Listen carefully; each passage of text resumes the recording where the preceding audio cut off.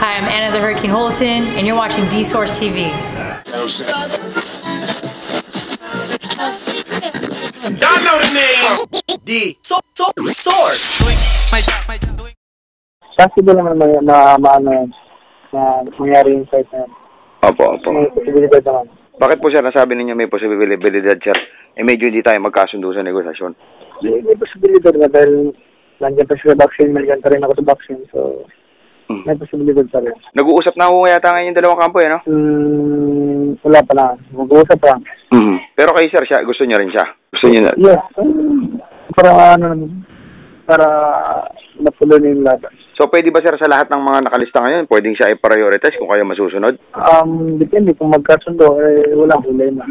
Malalaman natin sa Monday pag nakausap natin sila. So, kayo sir, hindi kayo ng laban. Si Arom, kung ano lang ilalatag doon lang kayo sir. Kung ano yung sasabihin niya. Pag-uusapan namin. Hindi pa kami nag-usap kaya wala pa kong update. So, malalaman yun sa Monday pag-uusap natin. Pero kayo po sir, wala kayong preference na fighter? Wala pa akong idea. Hindi pa kami nag-usap eh. Wala pa akong idea kung anong pagpipilian.